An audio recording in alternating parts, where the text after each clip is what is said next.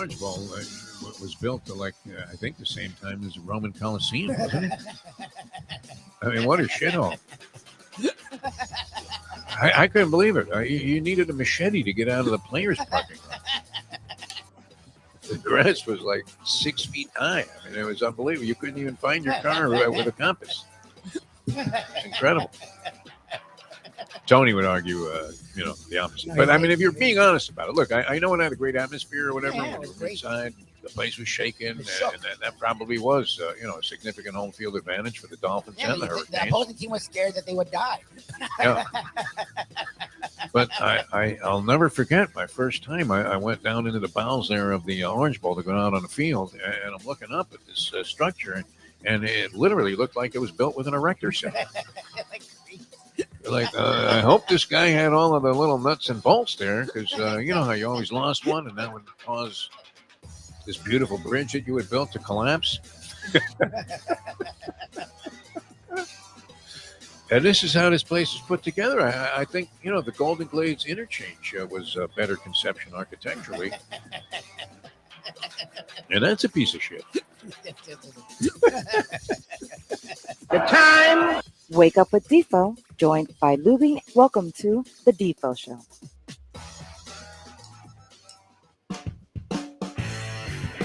Very pleasant good morning, everybody. Great to be with you on this fine Wednesday. Jeff DeForest, Mike Lubie Lubitz, and today's edition of the Defo Show will feature later on a little Tony Segreto going old school, and it certainly is a wonderful period of time. I've been channeling, since I've been in the shower this morning, my inner Robert Goulet once again, because of this whole question about when is the most favorable time to be a sports fan. And, the argument is spring or fall, and I keep singing that song, right?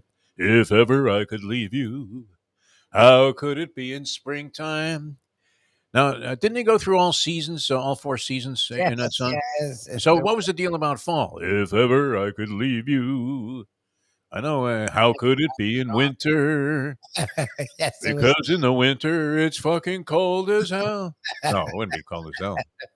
I'm making shit up. I'm making lyrics up. Not exactly, going to go down as, Toppin and Elton John in terms of putting songs together. Not even coming up with a good Taylor Swift song, which is going to be interesting when she finally exits the National Football League, Taylor Swift. It seems like her relationship status and history is very much like my own, where not for long, right? Jerry Glanville?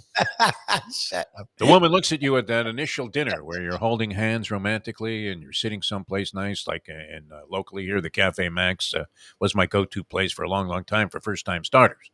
And it was great. And I figured it was worth the investment, right? Even if the dinner was going to cost you a couple of sticks, was it worth the investment just to see? I mean, is that just a way of feigning class so that you can go back to being the degenerate sicko that you really are? Because the second date was always to take her to the track and see if a woman could put up with being ignored for the entire afternoon while you were immersed in degeneracy, betting horses and, talking only to your friends while she sat there at the bar and said, could we go now? And if she could put up with that, then usually you thought, well, this one might go a little bit more long term. But you think Swift comes up with a Swift kick on the Travis Kelce thing, or is that last? I'm not rooting against it either. I actually think it's kind of cool. I don't know about you, Lubie. I mean, people are sick of it, and they keep talking about, oh, my God, how many shots of Taylor Swift? I would much rather see Taylor Swift celebrating a Travis Kelce catch, even if I hated the Kansas City Chiefs, than see the endless shots of Jerry Jones agonizing in the owner's box as the Dallas Cowboys continue to fail to realize that they're never going to win a Super Bowl with Dak Prescott. I don't know if that's a fair statement. I'm not as anti-Dak Prescott as a lot of people either. I'm just becoming like one of these, universally understanding human beings, right? The guy's a professional athlete.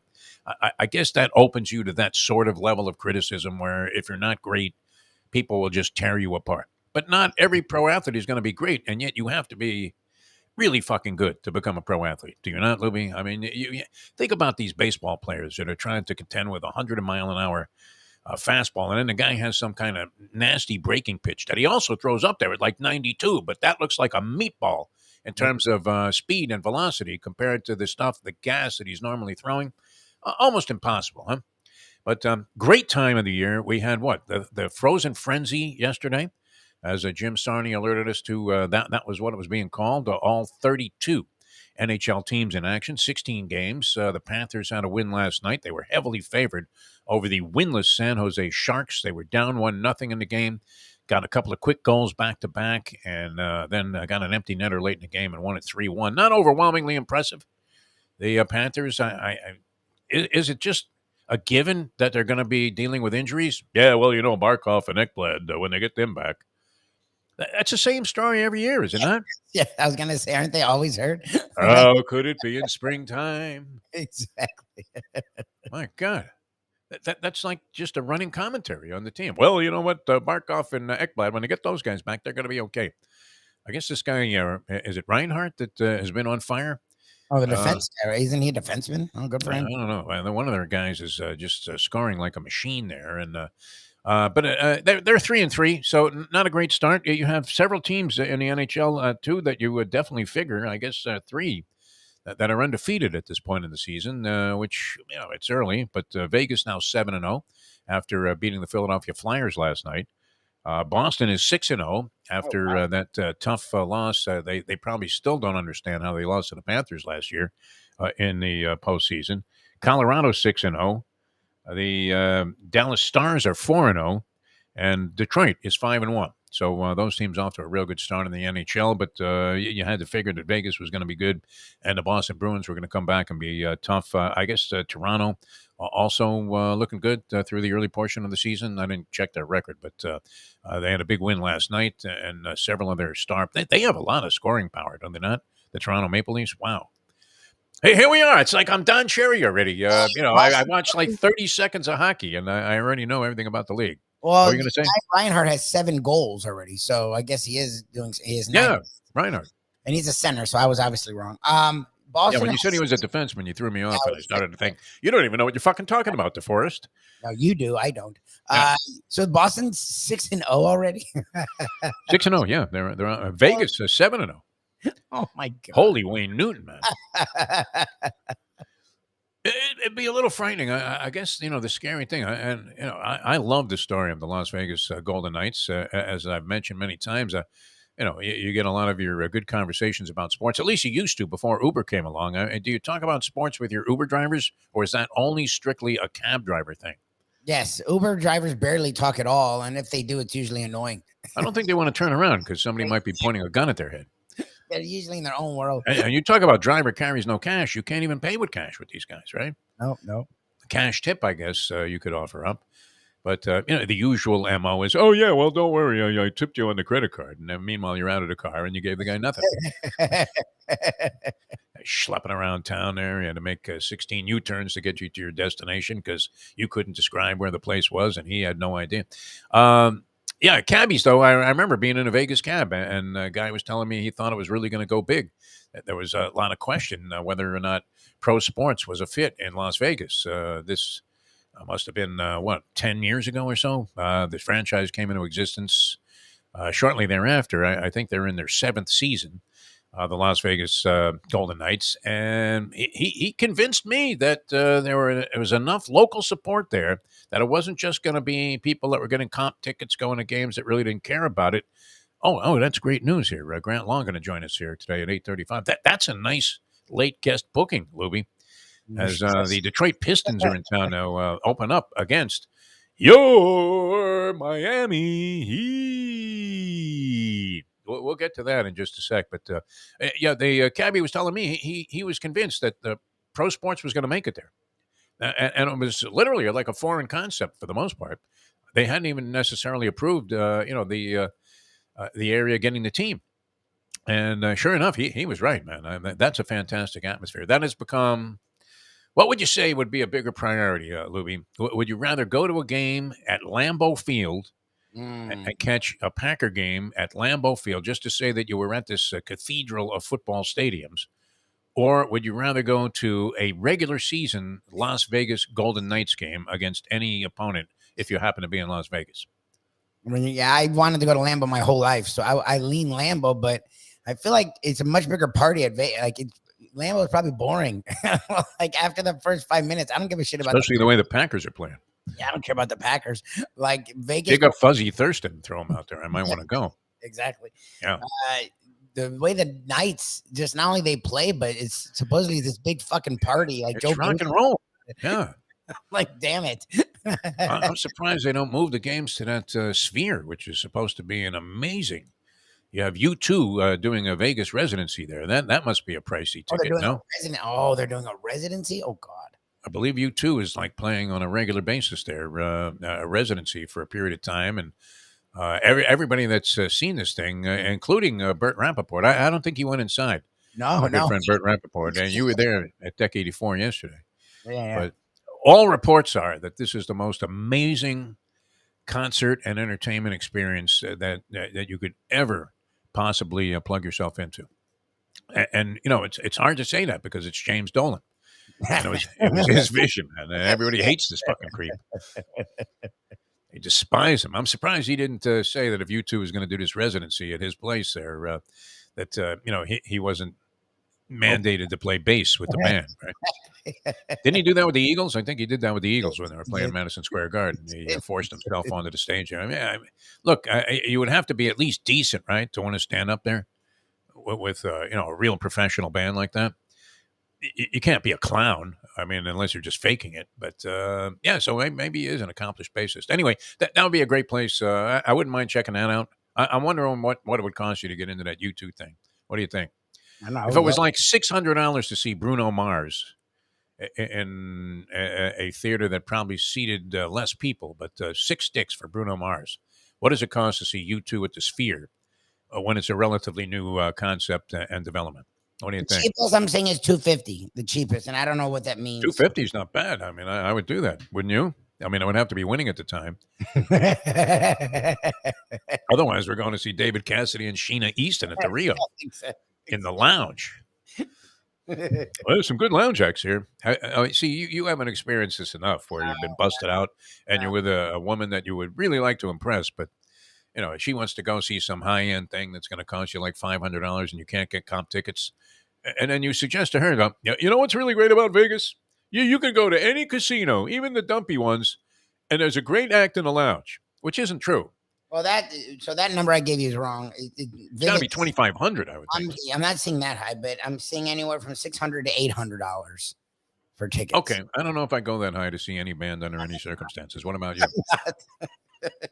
If they could bring me back to being 18 years old and take me to Woodstock. Well, there you go.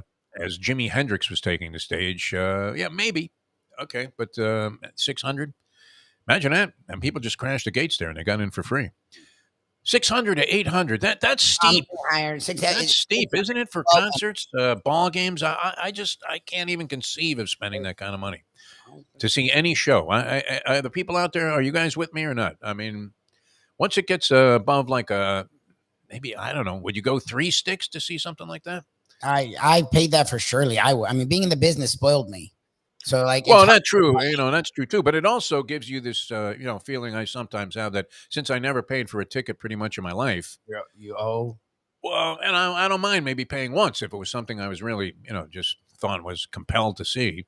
Yeah.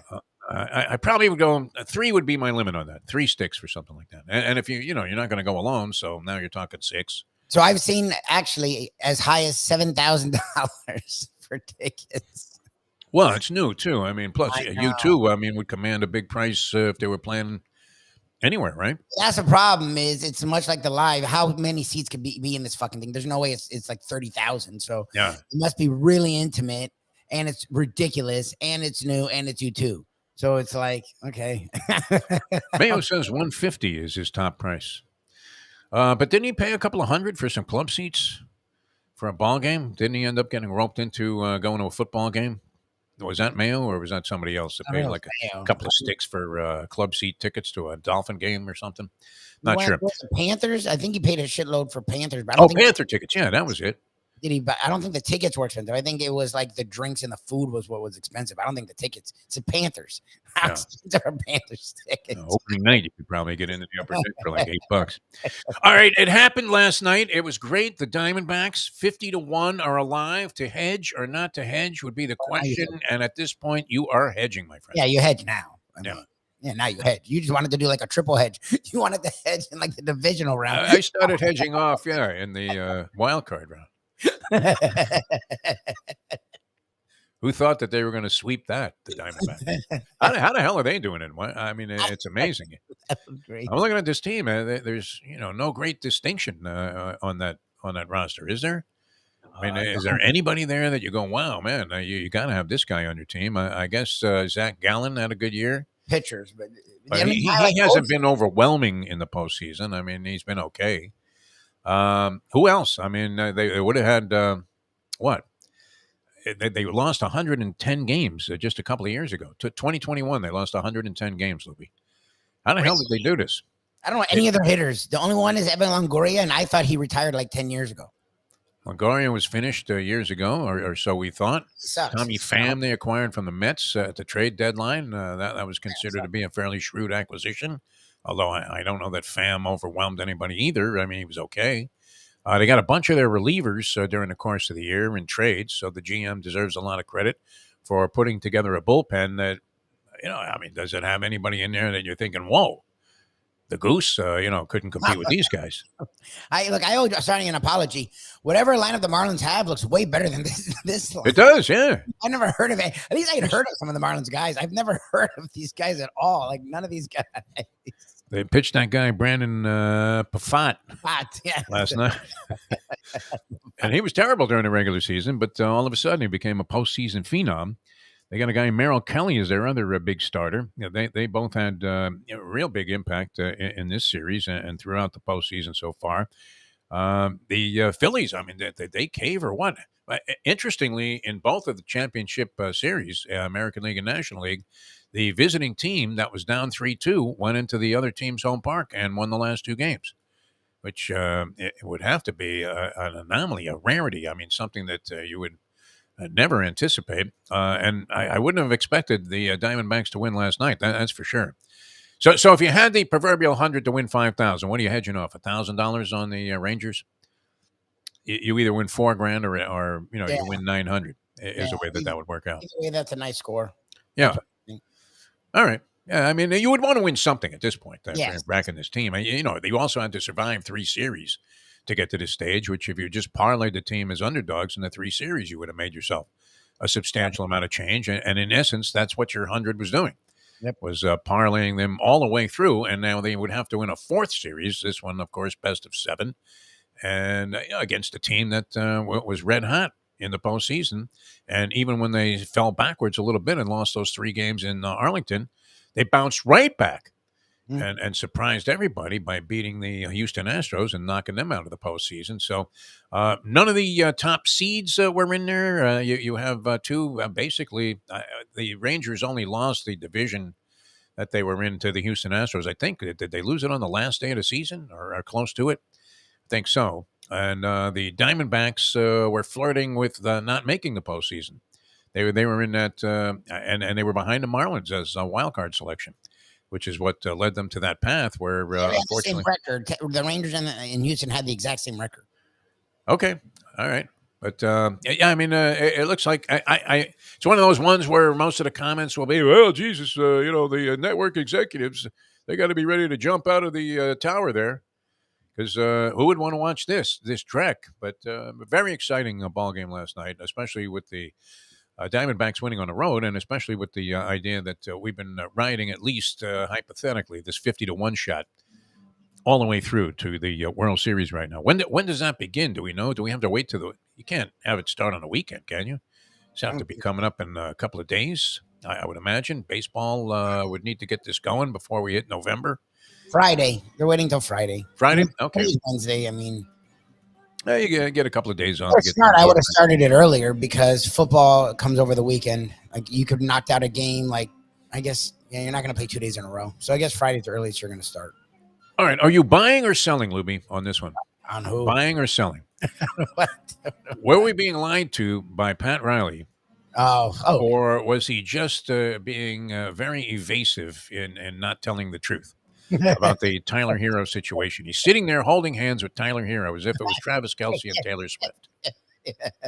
And he's saying, We had no intention of trading this guy. It was never discussed. We didn't shop him around. Nobody ever mentioned him in any kind of deal. It was never happening. We love Tyler Hero. See, I didn't hear that. What I heard was him say, we weren't shopping him around and we didn't want to trade him.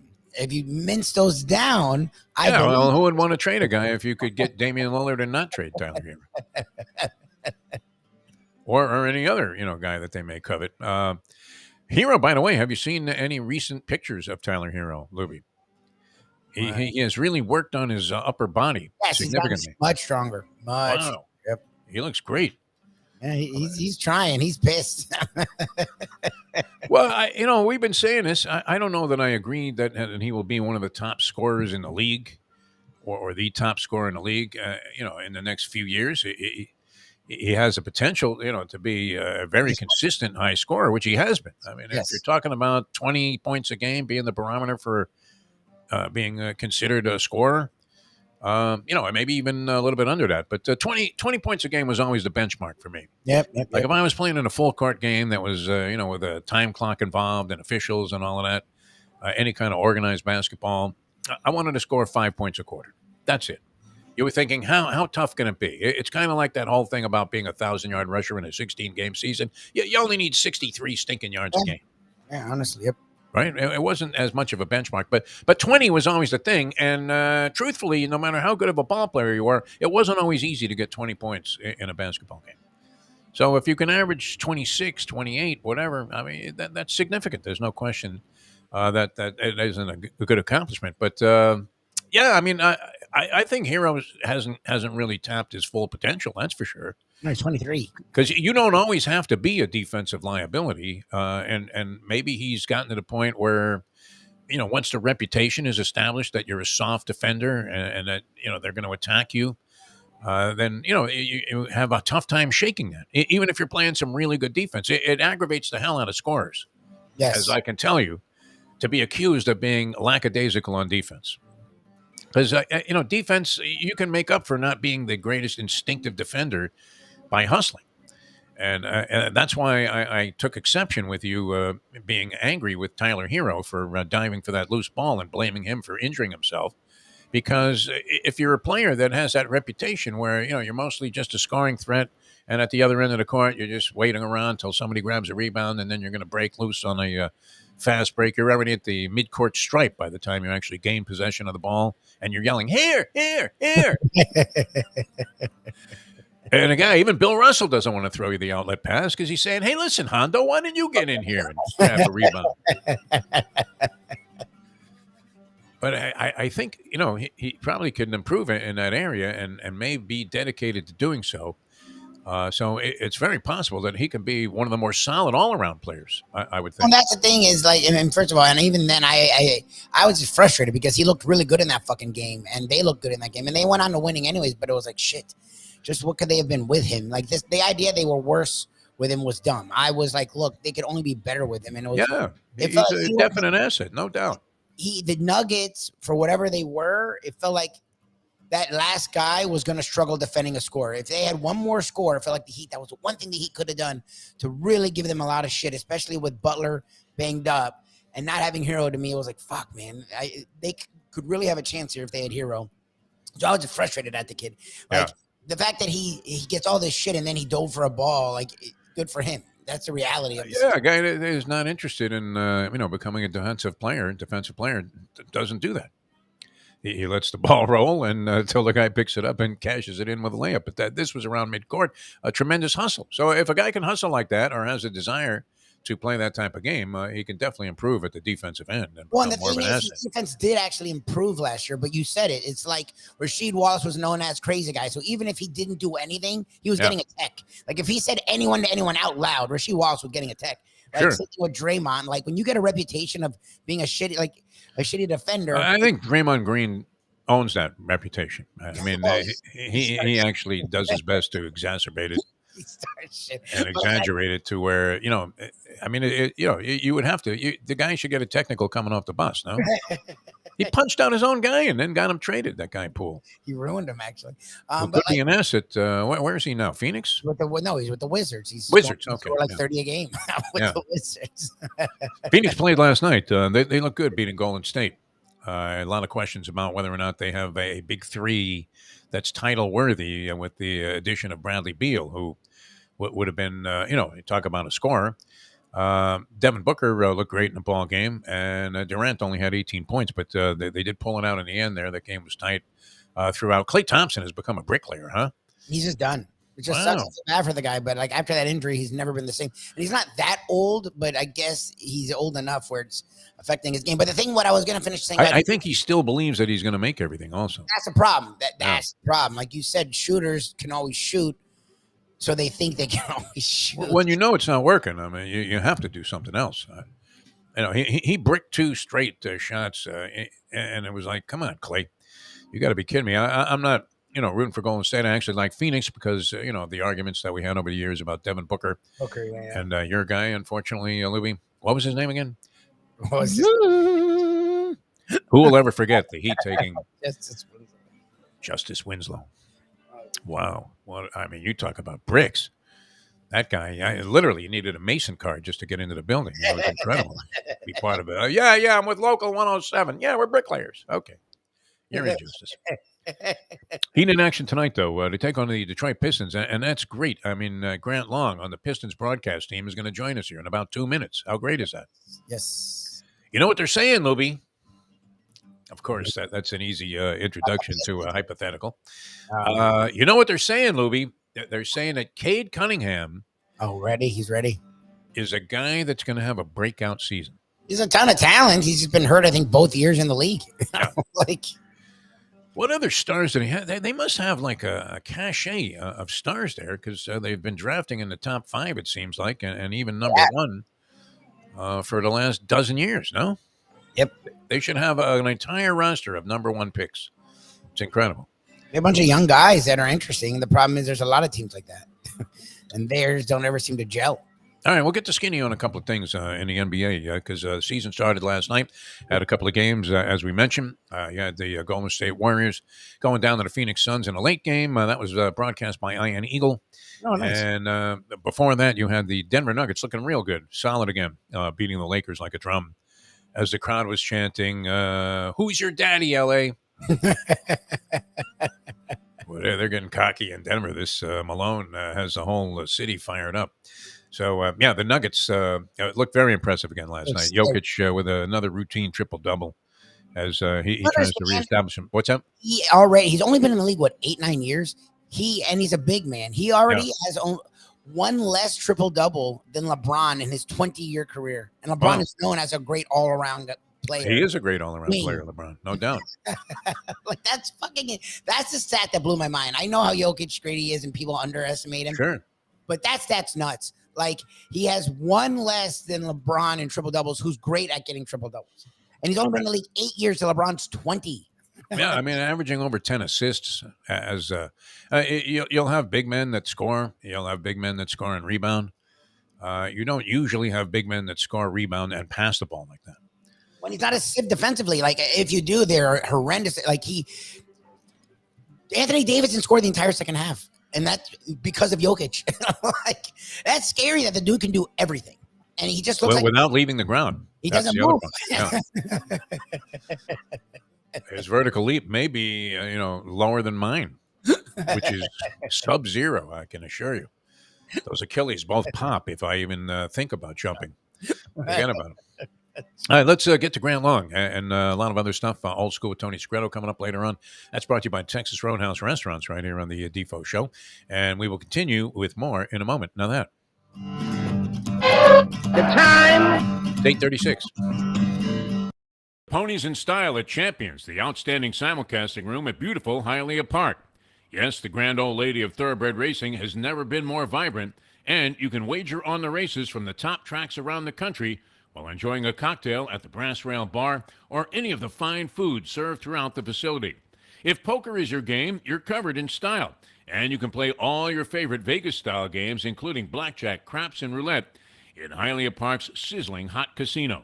Get a player's card when you walk through the door for all kinds of generous amenities, including our favorite, free play, when you come out to the ultimate casino and entertainment destination, Hialeah Park.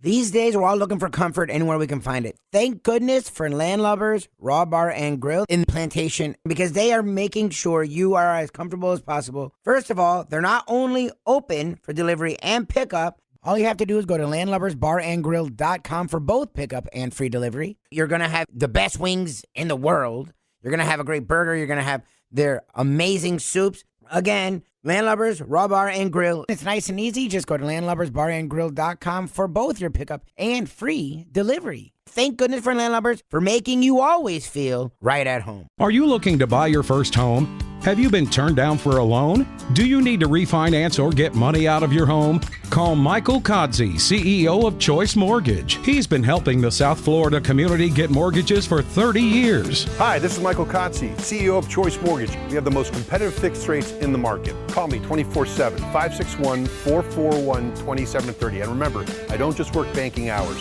To make the right choice for your home, call Choice Mortgage today.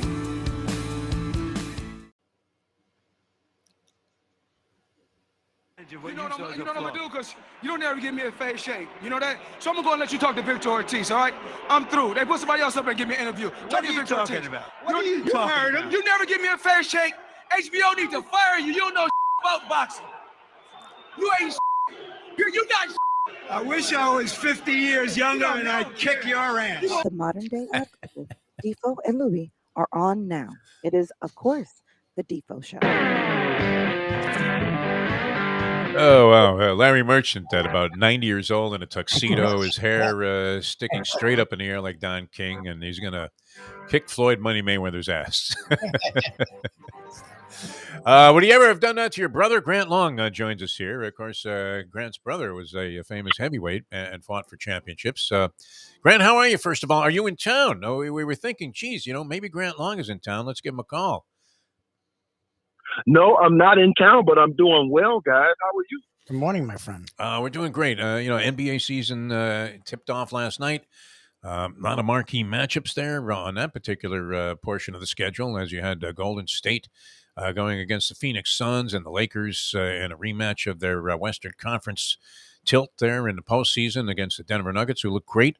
And tonight, your Detroit Pistons, of course, Grant, and I don't know, do you have mixed emotions about this? You've been with the broadcast team now with the Pistons and the organization for a while, but of course, we're a foundational member of the Miami Heat in the 88-89 season when the ball would disappear into the hands of Ronnie Cycli, never to be seen again. How do you feel when you see this matchup? Yeah, Ronnie Cycli, the great Bermuda Triangle. You guys, you got to understand, it's always great to play for your hometown team, which I had an opportunity to do. I played for the Pistons, but I always tell people that, when I got my start in the NBA, it was because the Miami Heat, Louis Chaffel and Billy Cunningham, those guys saw something in me and said, hey, we want to take this guy on our team. And, they made me, this still gives me chills to this day, guys, that I was the third player taken in the organization as a kid. It was Ronnie Cycli, Kevin Edwards, and then myself. That's amazing. So to me, it it sends chills through my bones that I was the third player taken in the organization, and it just blows me away. So there'll always be a place in my heart, and I will always root for that organization. All right. I think you're aware of this. We worship Pat Riley. I think Riley is like the greatest. You get him on a show. He doesn't do many interviews anymore with like local radio, but he used to, come on every once in a while on shows that we did. And, you're just spellbound by listening to this guy. Do you buy, Grant Long, what appeared to be some very, very, skeptical BS that the Heat had no interest in trading Tyler Hero during the offseason? He held a press conference yesterday. They were holding hands. It really did. It looked like Travis Kelce and Taylor Swift. Wow. But any team that was going to make a deal with the Heat for, especially a player the caliber of Damian Lillard was going to say, what? Who would you want to plunk off the roster right away? It would be Tyler Hero, would it not? Yes. So he was one of those so they say now untouchable. Tyler Hero was. Yeah. No intention of dealing this guy. We love him. It's what they call damage control in the NBA.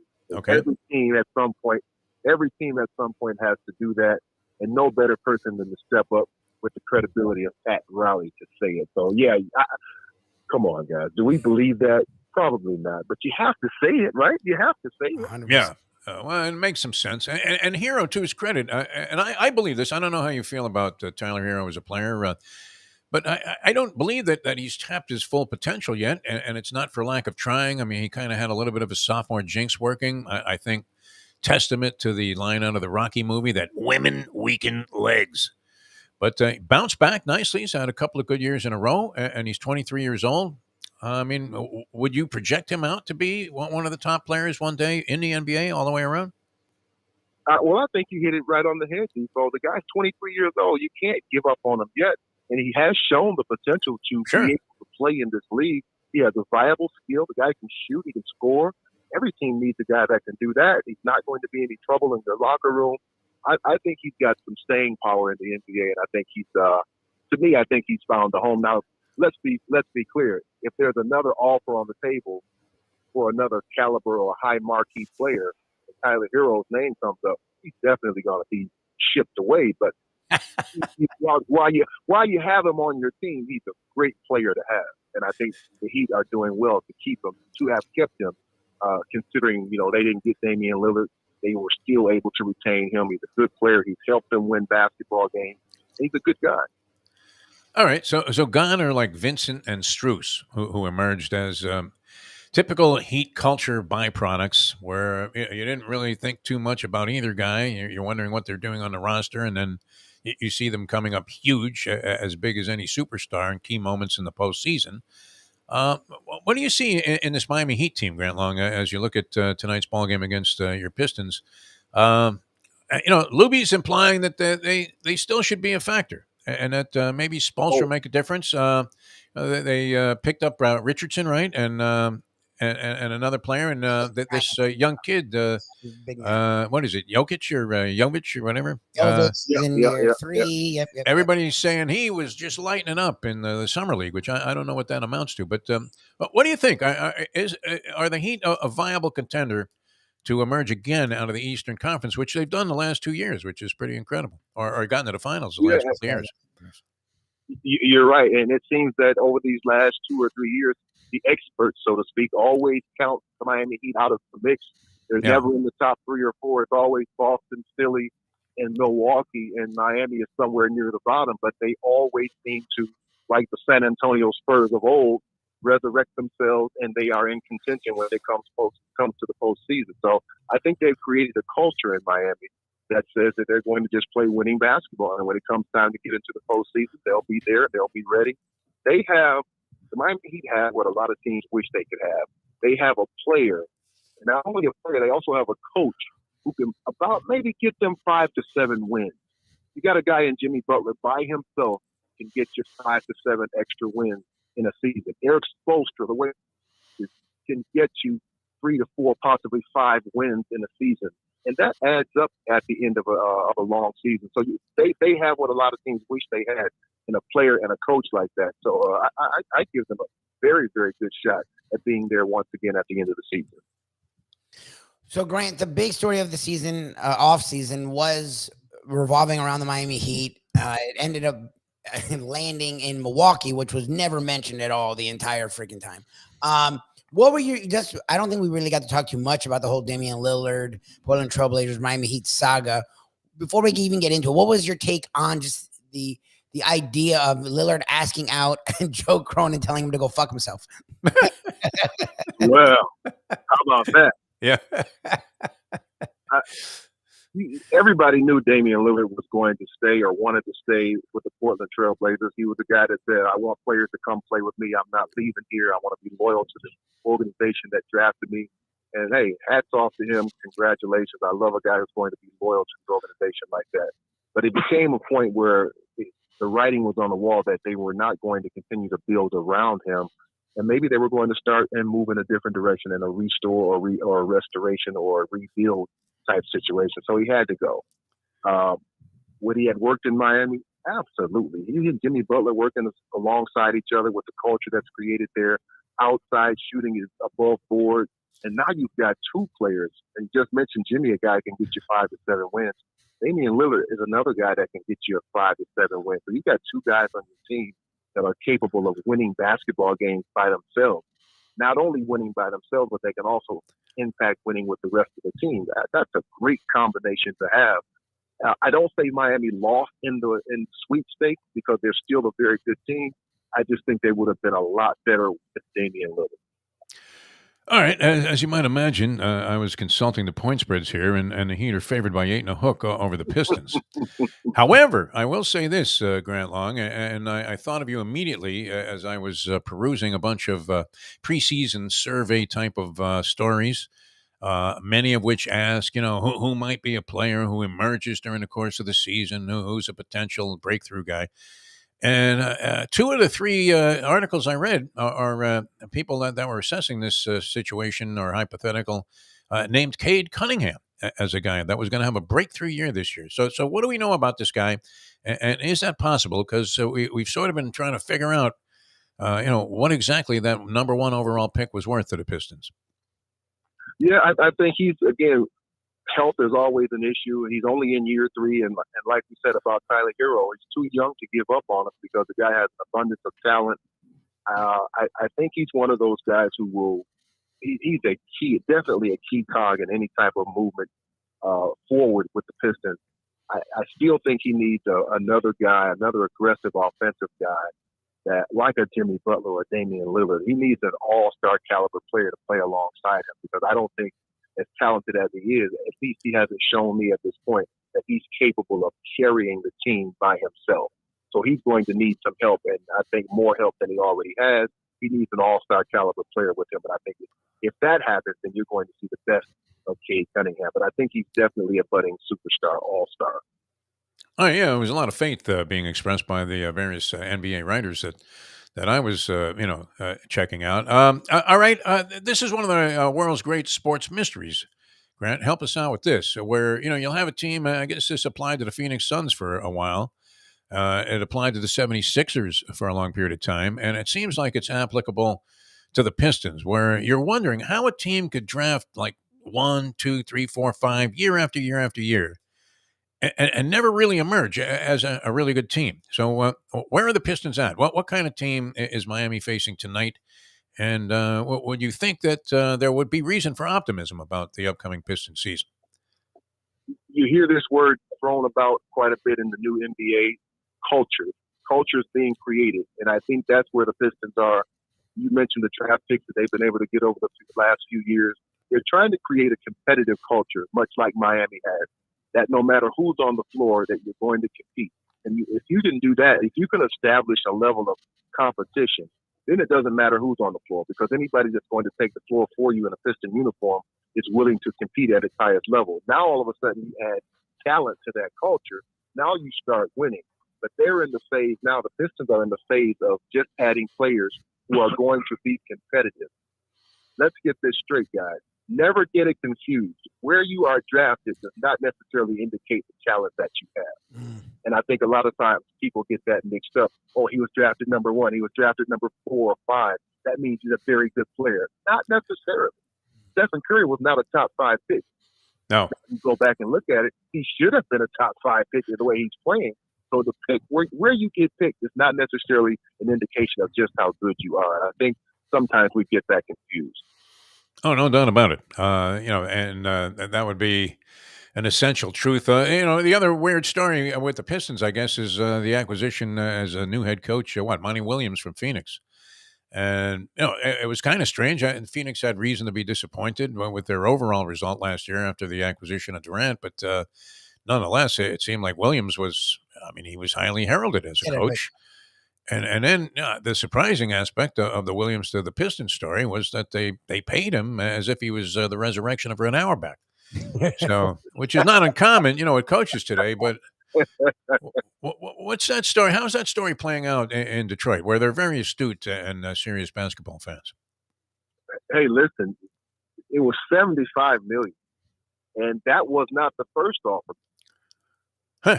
Wow. And they came back with the second one, and it was jumped up to 75. And it was one of those, hey, I can't turn that down. And he didn't.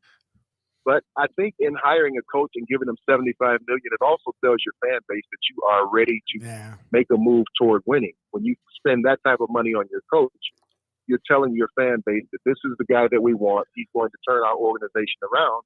So let's buckle in and get ready for this ride. Now, the fan base here in Detroit, they're excited. They're enthused about what's going on. Also, you have to think about Monty Williams. He was with the Phoenix Suns for 2 years or 3 years, and he got them to the NBA Finals. Yeah, so I don't think he did well enough to keep the job.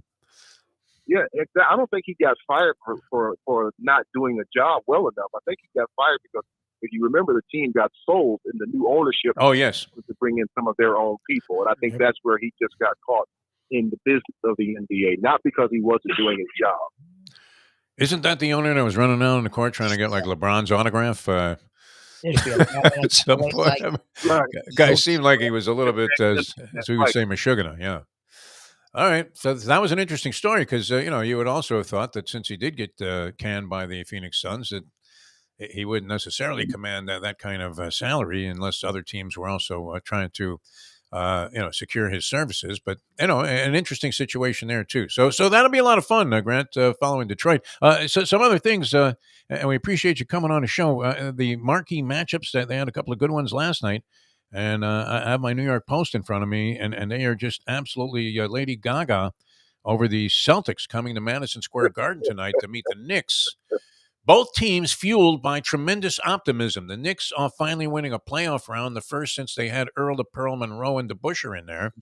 And, the Celtics, a lot of people's choice to win it all this year, with Jason Tatum even getting some support for MVP. So the question would be, are the Celtics being overblown this year? Lubie hates them like poison. And are the Knicks going to be talking about, acquiring Joel Embiid? They're already hinting that this is something they want to do before the season is even 1 game old. So what do you make of those two storylines? Well, you ever notice the Knicks always seem to make headlines, whether they're good or bad? 100%. They're going to always. They're after everybody. Yeah, everybody's going to the Knicks. Just because they're the Knicks, they're going to always somehow get some type of write up somewhere. Yeah. Again, they made the playoffs last year, so again, there's a reason to be optimistic there.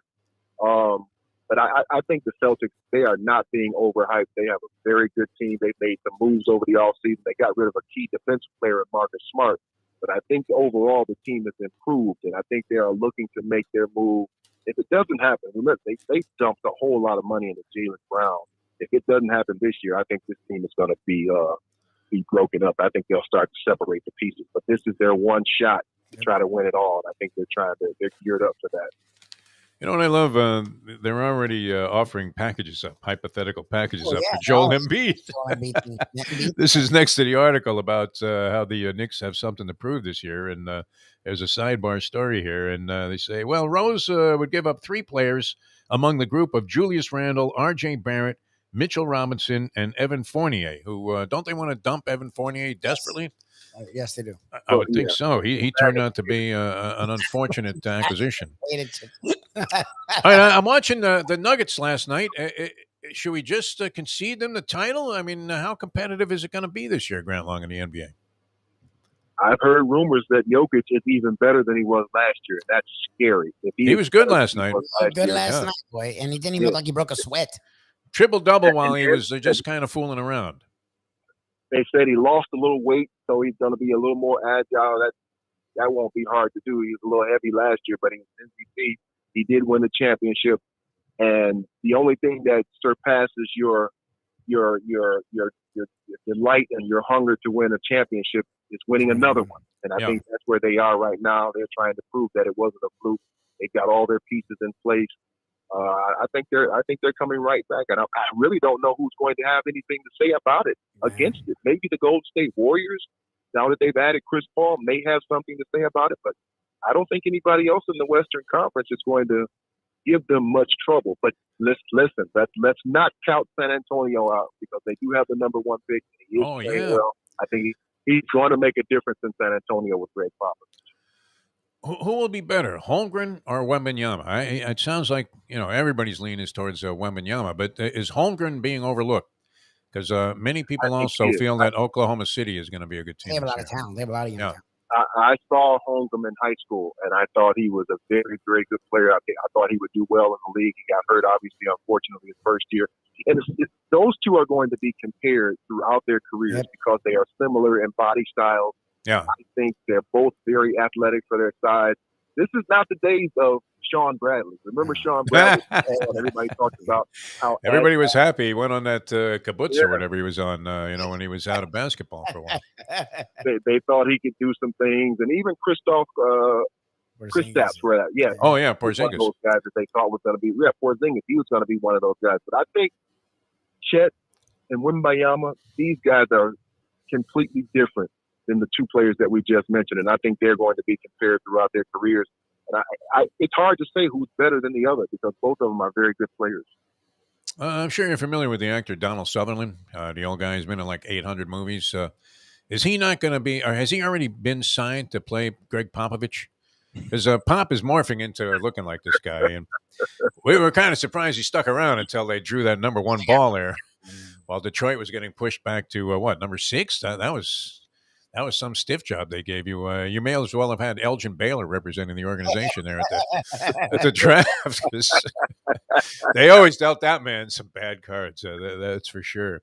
All right, it's going to be very exciting, Grant Long. And now you're going to be doing the pregame shows and postgame and intermission shows with the Pistons this year. That is correct. That is very nice. correct, and we're looking forward to it. Hey, listen, we got a reason to be optimistic. Our Lions were in first place last week. Oh, your Lions. They What the hell lost happened to Baltimore Ravens, but Sunday? they're not in first place anymore. But they're playing pretty good football. You'll be unhappy to hear this. I gave them out on a handicapping show I was doing yesterday as my best bet of the week. Okay, I love it. Yeah, I figure they bounced back, off that loss. And Dan Campbell, I mean, have you ever had a coach of like Dan Campbell's type where, he might eat a live boar to motivate the team before the game? What do you think of those kind of guys? I mean, basketball coaches tend to be more intellectual and talking all kinds of bizarre philosophical platitudes. But, I mean, this is a hardcore football coach. The city must love him. Oh, absolutely. You got to remember, Detroit's a blue-collar town. Yeah. He understands. Dan Campbell understands that, and he's saying all of the right things. This guy came out last week and he said, hey, don't jump on our bandwagon now. If you weren't with us 2 weeks ago or at the beginning of the season, don't jump on it now. So he's talking a lot of smack, and everybody's stepping up, and they love him. He's been well-received here, and they're going to get behind this team. Listen, we've not had this type of success with the Lions in a lot of years, and everybody's excited about this team right now. Yeah, it's great. I mean, the locker room is like a sports book. If it wasn't for that, they'd be even better. You're in depicting Detroit as a blue-collar town. I'll never forget this. I was moving out to California with another friend of mine from college, and we're driving a Chevy Vega. And somehow we were in Detroit about 2 a.m. in a neighborhood that was, somewhat suspect.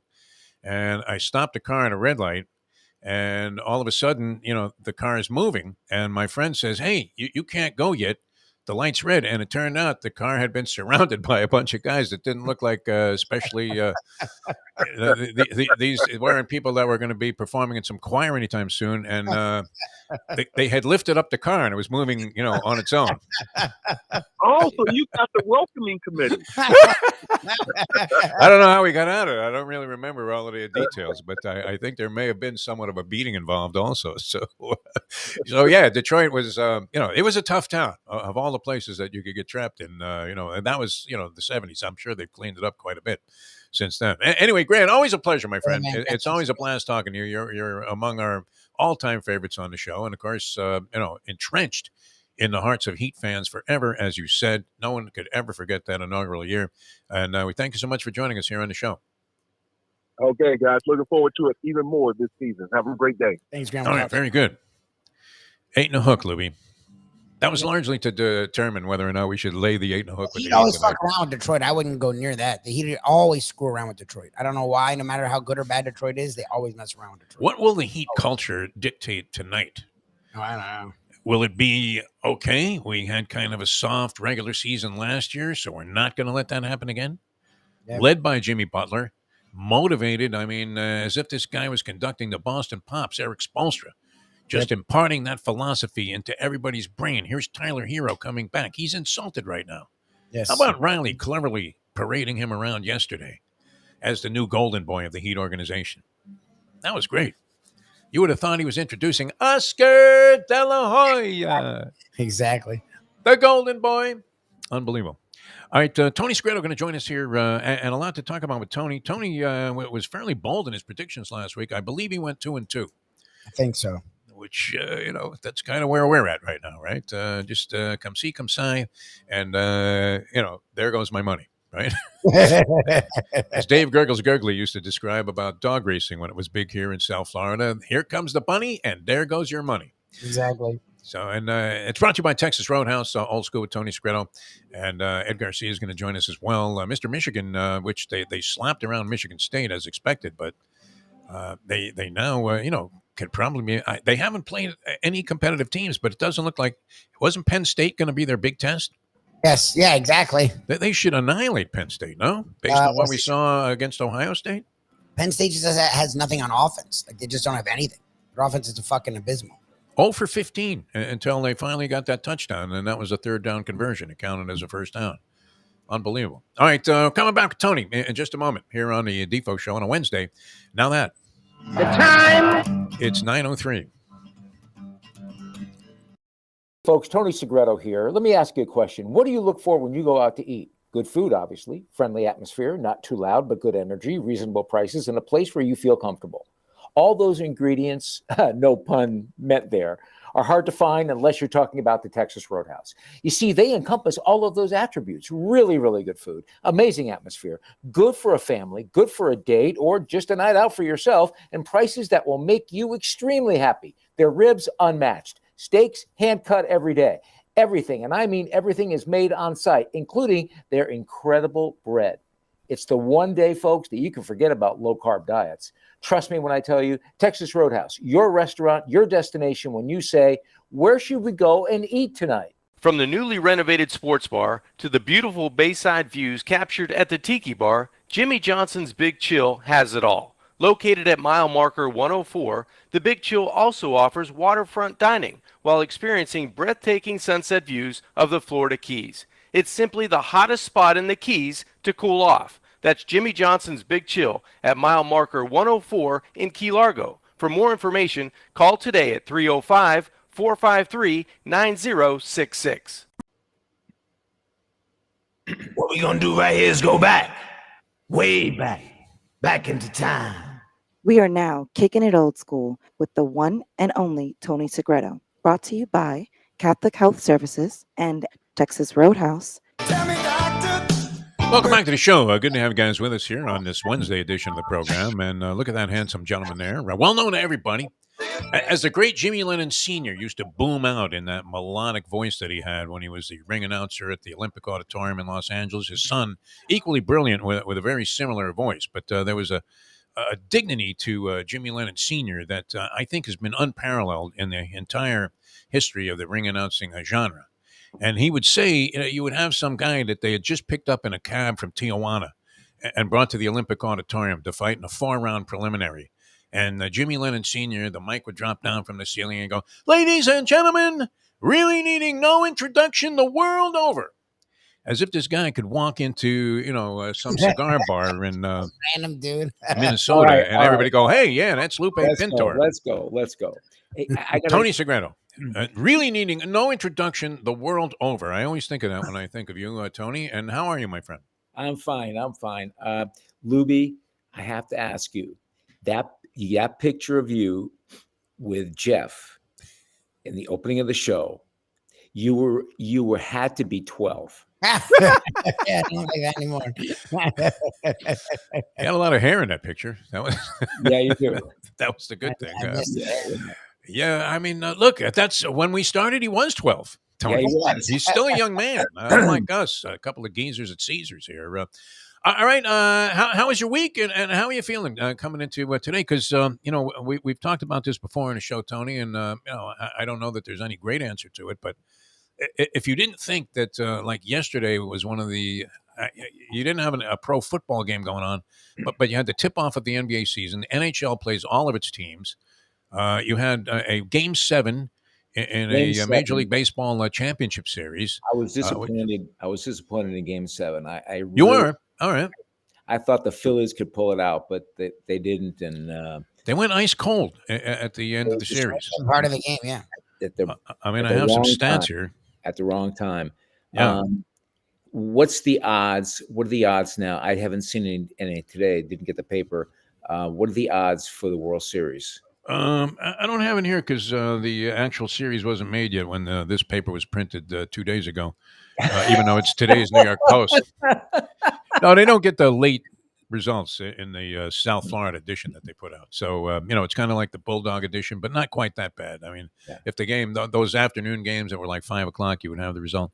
So I don't have the line yet. I would imagine that you would have Texas being a favorite in the series because Arizona's have been the underdog in every series so far. And I would think just looking at their roster, which it seems relatively undistinguished to me. Yeah. I mean, their best player hasn't played. He's had like his 9th Tommy John, Jacob deGrom. Minus 175. The Rangers are minus 175 to win the World Series. Almost 2-1 favorites. Wow. Do you feel that's fair? I mean, the Rangers certainly look like they're rolling, but interestingly, both teams won the last 2 games in the other team's home park after trailing 3-2, which is pretty incredible. The World Series could be 4-0 or it could be 7 games. Yeah, you don't know. I'm thinking this one goes the distance now. It's the way it's been going. Yeah, very competitive. It'll be over in 5. You think so? I mean, the Rangers, what are you taking? The chalk here, Tony? Yeah. Texas? Okay. The Rangers, okay. Good reason, to do that. I mean, but this sort of, we talked about this with FAU's basketball team. They had like late game resiliency. They kept, when it looked like they were about done, they would claw their way back into it somehow and emerge with a win. And it seems like the Diamondbacks, look, I thought they were absolutely fried, Tony, after the second game. Philadelphia was so dominant. And then, I'm looking at this morning. There was some analysis on the series. Trey Turner, who was red hot in the postseason and had a real good second half for the Phillies after getting off to a slow start with all of that money weighing them down. 0 for 12 in the last 3 games. Bryce Harper, 0 for 7 in the last 2 games. And Castellanos, who was just an absolute force leading up to this championship series, 0 for 20 in his last 20 at-bats with 10 strikeouts. Geez. Yeah, I know. He was abysmal. Wow. He went to Archbishop McCarthy High School. Oh, really? Yeah, number 1 draft pick. I didn't know that. Oh, my God. Castellanos. And he started out as a shortstop and wound up in right field, but he was abysmal, just abysmal. And he was great, though, leading up. That's the thing that's so weird. I mean, just all of a sudden, he's Barry Bonds in the postseason. He was fantastic. Yeah. So yeah, that was it. I mean, their key guys went cold. Outside of Wheeler, Nola got touched up in his second start in the series. So, outside of Wheeler was the one guy. And, I always love this about a Game 7 when, your key starter, your ace comes in relief. That's like one of my favorite things about the postseason. A guy just pitched 2 days ago. He threw like 127 pitches, and there he is with his arm dragging on the ground. It's like, okay, Zach, get out there, big boy, and get some outs. And he did. He came in. He was like brilliant again. He did.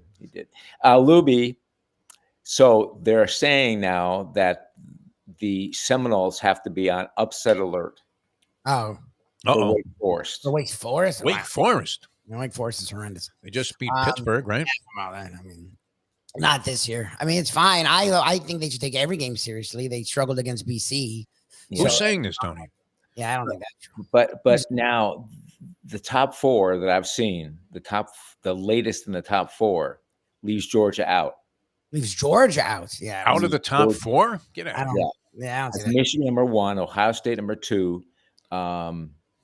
Washington? Are they really what they Washington number 3 and Florida State 4. Georgia hasn't played anyone, but Michigan hasn't played. I love Ed, who's waiting in the waiting room. Michigan has played less. Michigan.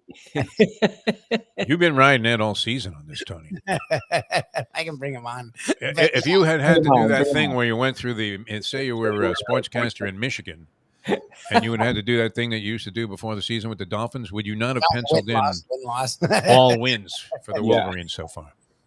Ed Garcia joins us from Texas Roadhouse Restaurants. I love the background, Ed. That is great. Good morning. Ed, we have to ask you, you know what? You should be the co-anchor of the show with me. No doubt, yeah. What? Jim Harbaugh's got to give me a day off first, though. He's going to give you a day off first? We'll give you a day off. Go ahead. Tell us about Michigan. Well, I'll tell you, I sat at the 50-yard line on Saturday. It was just around 40 degrees, but what a phenomenal time. I kept getting closer after every touchdown because all these people wearing green and white kept disappearing. I don't know what happened. The student section was gone at halftime. But what a phenomenal time, I feel like the execution, a lot of things were really, really on point. So just an exciting weekend overall. I cannot complain in any way, shape, or form. Did you have Texas Roadhouse cater the? How was the tailgate? Yeah. The tailgate was really good. I actually hung out with Sam Adams and Truly's beforehand. Good for you. And they're actually also affiliated with Twisted Tea. So we had a really, really good time. Had the family all together. We were a little bit house divided, as my oldest goes to Michigan State currently, but you'll be happy to hear this, Tony. She is looking at switching to Miami this coming year. So, really? Yes. Great. Oh, that's cool. She is over the cold and really enjoys some of the programs University of Miami has to offer. So it's cool. Tony, with your influence with the Orange Bowl committee, I don't know. I guess this will be mandated by other circumstances, but can't you get Michigan here at the Orange Bowl to play their game so that we can party with Ed in the parking lot? I mean, there would be nothing better. Never mind going to Lambeau Field or attending a hockey game in Las Vegas. I want to go to a Texas Roadhouse tailgate party. I throw the best. He's got Sam Adams himself out there. Yeah, Sam. I said, but with Sam Jones coming back from the dead. Adams comes out in his hat. I sent you the picture the last time, but I've done a couple tailgates already this year with the Dolphins, and I bring a smoker, Defo, and I smoke. I start smoking the day before. So do I, but I'm not smoking meat. Yeah, and I'll tell you, it's a lot of fun. So. So definitely, if it works out, I will be there. Defo, let us know next time you're at the Hard Rock. Lubie and I would definitely like to. We won't even go to the game. We'll just party in the parking lot and go home. I always love people to do that. Let's do that. Okay, I will let you know. That'd be great. Well, it's Defo when you smoke them. When he smokes his. No, I thought we were talking about two different things, actually. Yeah, completely. My parties are more like Woodstock when I'm in the parking lot there. You're looking around for security, hoping that they don't care anymore. So show them your medical card, Defo. I have one. Actually, my wife does, and it's interesting to see the people that come out of the place. It's not what you're anticipating, like a bunch of guys that look like junkies, or they be on the streets somewhere of Los Angeles. Old women. Literally, you would have thought that they should open up one of these. I'm sure they have one at Century Village, Tony and Ed, because I just sit in the car while she goes in there because she actually has the car. There's no need to have two, and the traffic coming out of there, they come out, sort of slowly because they treat, people, on an individual basis, I guess. And it's amazing, the crowd, the clientele that they have at this place. So, yeah, you'd be surprised. People, like I said, you don't have to worry about security in the Hard Rock parking lot anymore. They're likely to join you and smoke a joint. We'll do our part if you do yours, Ed. I don't know. Absolutely. We don't want to taint the reputation of the company. So we'll be on our best behavior. Ed, tell us about Texas Roadhouse. What do you have? I want to bring up something that nobody talks about Texas Roadhouse, and that is your fresh, your trout. That is absolutely fabulous. Comes filleted, and you tell them what. I mean, we do a simple salt and pepper seasoning, but it is absolutely fantastic. And it goes along well with, you can get some shrimp on the side. You can get a sirloin, a chicken, all sorts of great stuff. And then we also have the salmon, which I get blackened.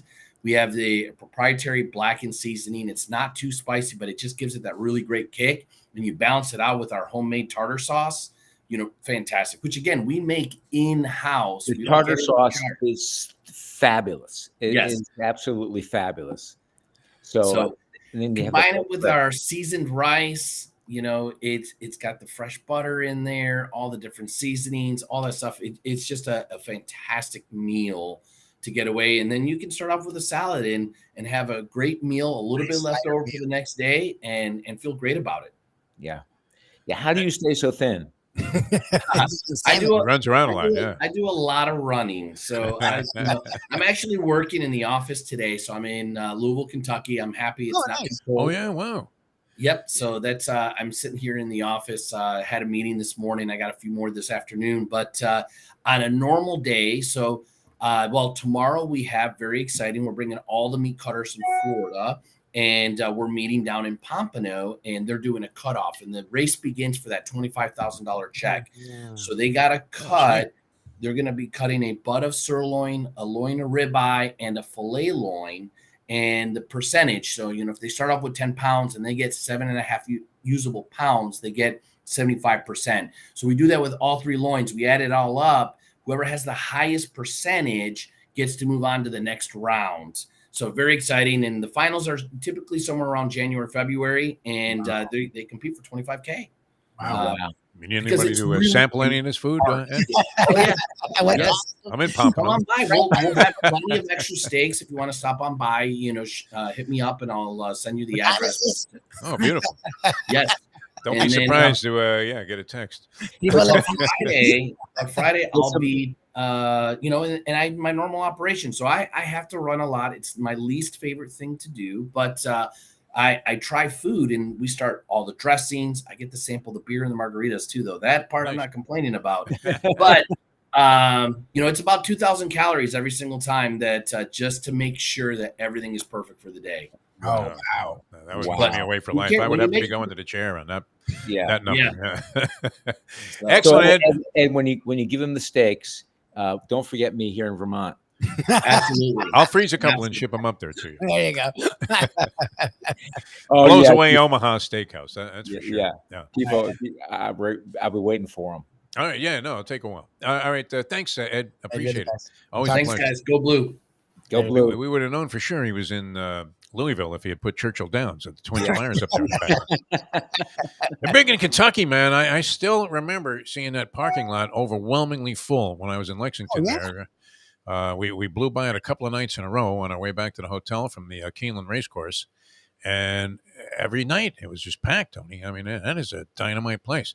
You're big. I was laughing because a friend of mine yesterday, we were doing this handicapping show. And I asked him how he did on one of his wagers this past weekend. And he said, I was smoked like salmon. Like a bagel and fucking lox. It's unbelievable. So tell me about your new venture.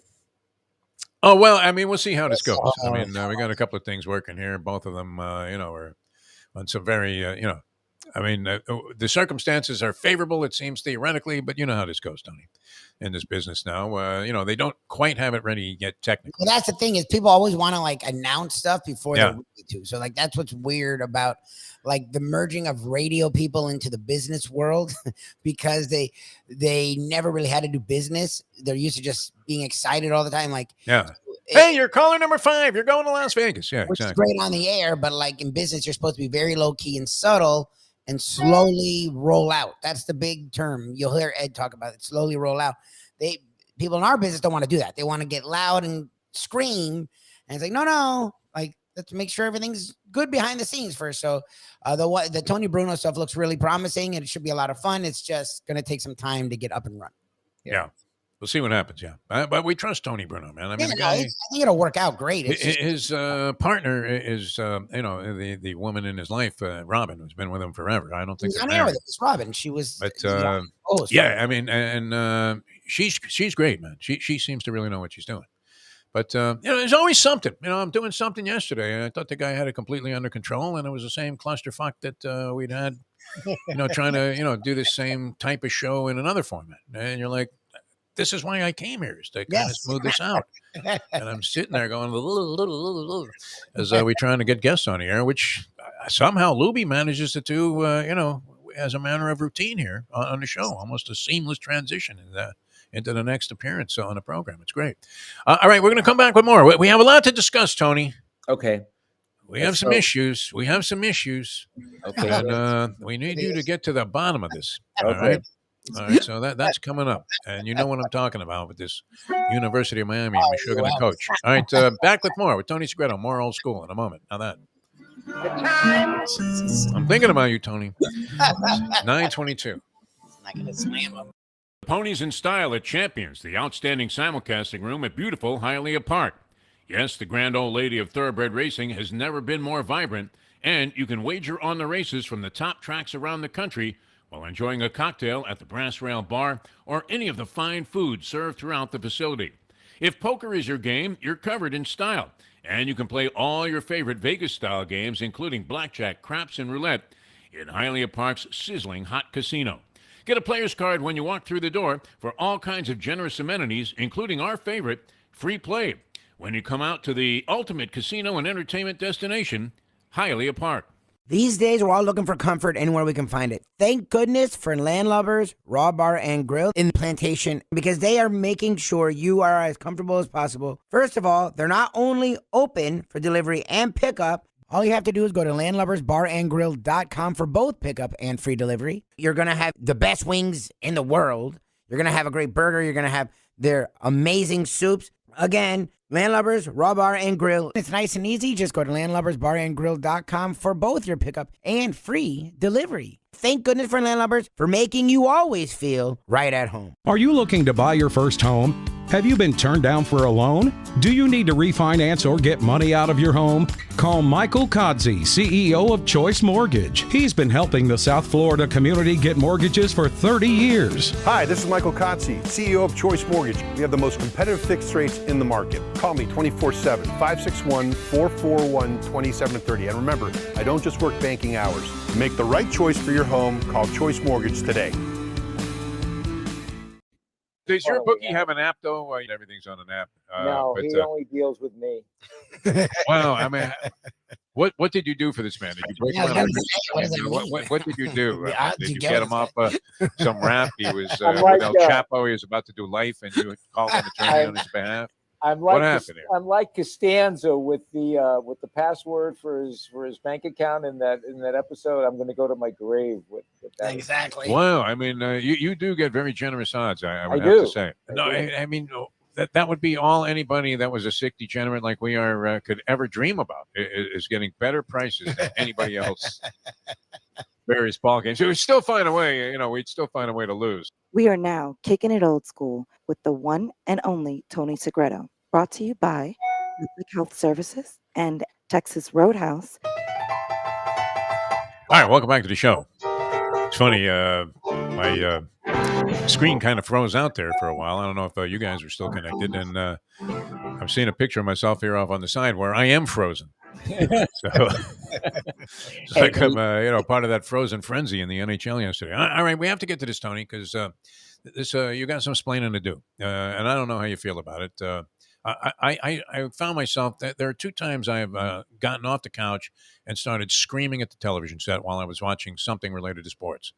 The first was when the Brady Quinn, Ted Ginn Jr. thing came down. Mm-hmm. When everybody was, it was a countdown, to Brady Quinn, 10, 9, 8, and the Dolphins make their draft pick. And it sounds like they took Brady Quinn, but they took Ted Ginn. And you're like, what?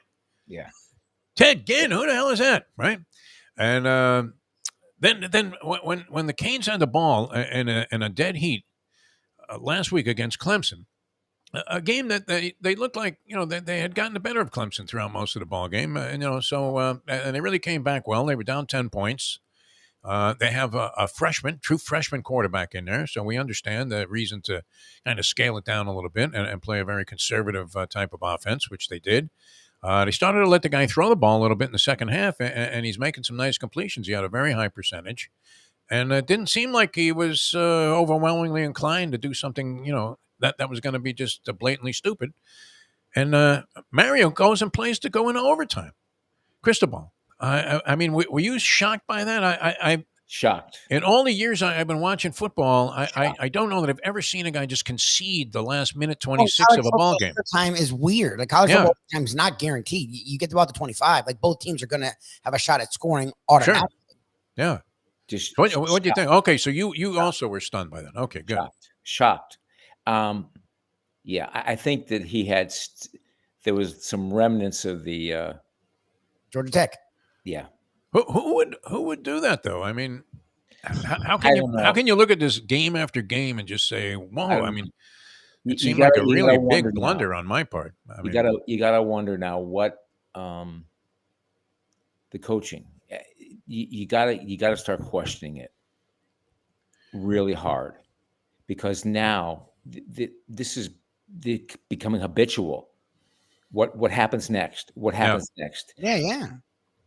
And you just got to let them play, and let them win or lose, but let them play. Well, there's a way to approach that, though. I mean, even with the quarterback had enough time in the game where he was in the rhythm of the game.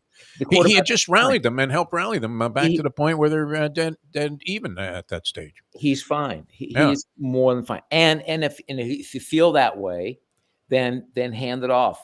Do a trick play, something like that. Exactly.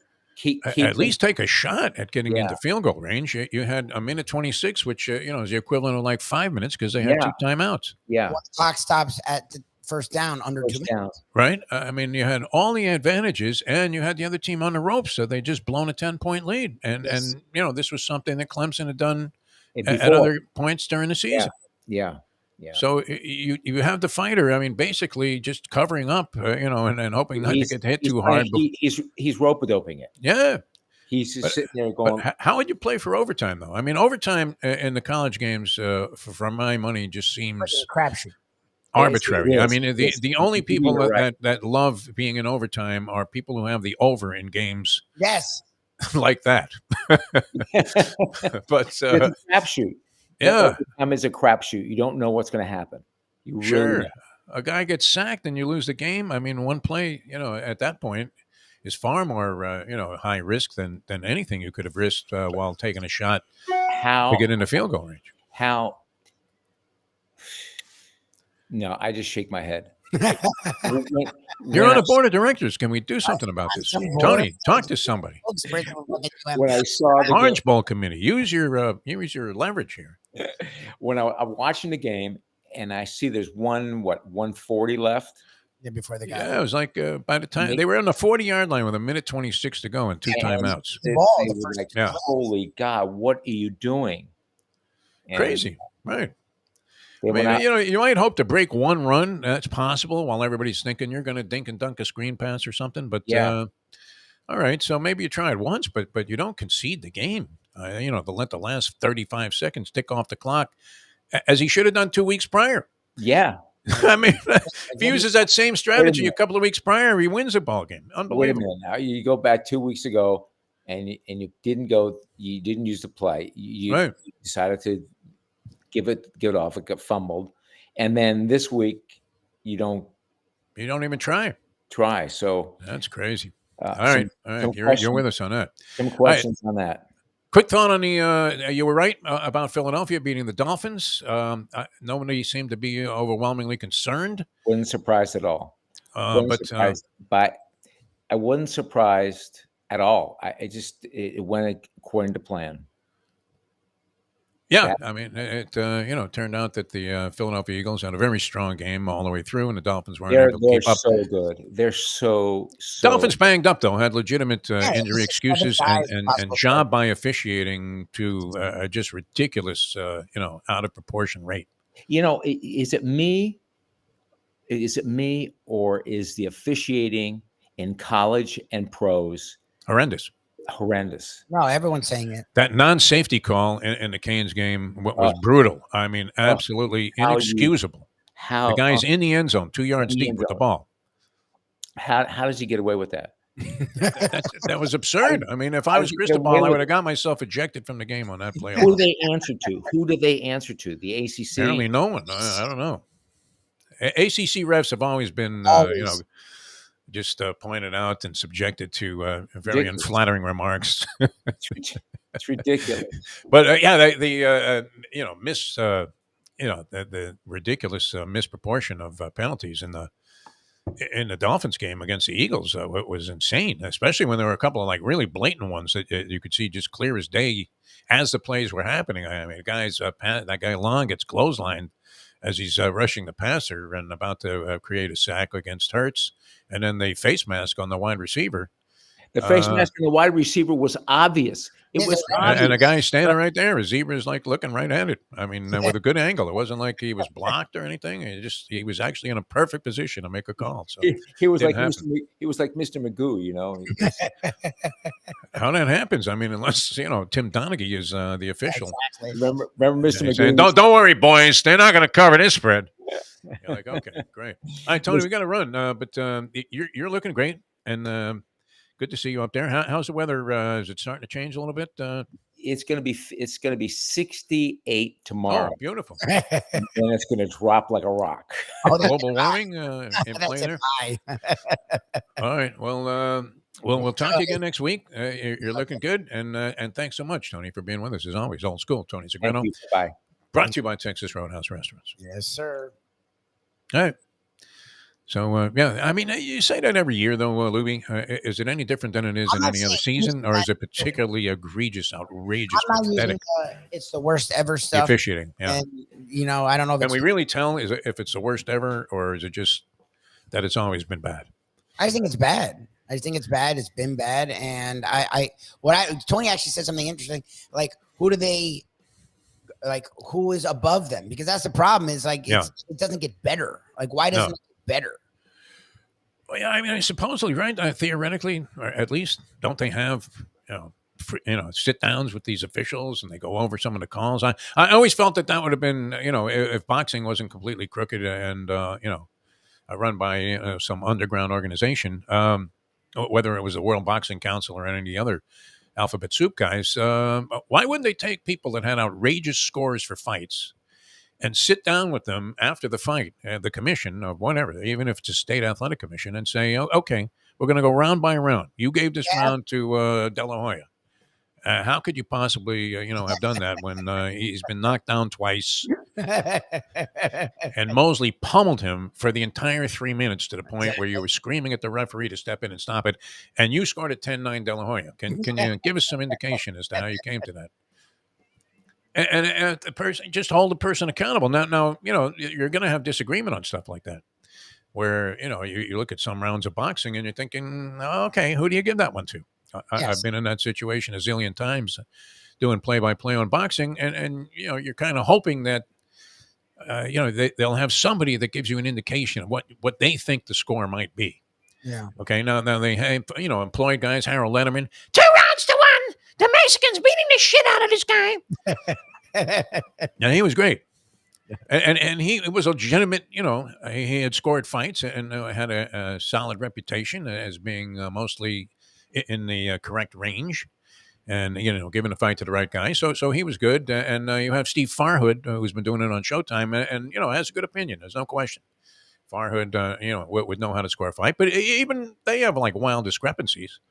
Because, it's tough, but why don't you hold people accountable, especially officials in these sports? Don't they go ahead and do some kind of deep dive on all of their work at some point and sit the guy down or whoever it is? Now they have female officials as well and say, what was that call all about? And look, you can't expect a guy to make, the correct call every single time. Perfect. Look, when it's tight fight, it's one thing. It's when it's blatant. That's the ones that bother me. When the one guy's bleeding from every orifice, the other guy's clean, and they're like, oh, he wins. It's like, he's not standing. I did see a guy getting carried out on a stretcher, and he was awarded the victory in a fight. Literally, I mean, he was like in the aisle already. People were looking, going, "I hope he's okay." And all of a sudden announced a split decision in his favor. It's great. Everybody split right after that. All right, we have to split. It's been great. Thanks so much to Tony. Grant Long, nice get there late in the morning, Lubie. Grant, always very accommodating for us, and we certainly appreciate that. Has great history here in South Florida. And of course, would know more about the Pistons than we would have any inclination to even investigate some of the stuff. Who else is on there besides Cade Cunningham? They have like 5, guys in the last several years, but we'll get into that tomorrow in our analysis of the Heat game. We got to run, and we will see you next time as we leave into that. The time. It's 9:37. Let's go to eat a damn snack. Look what they done to my soul.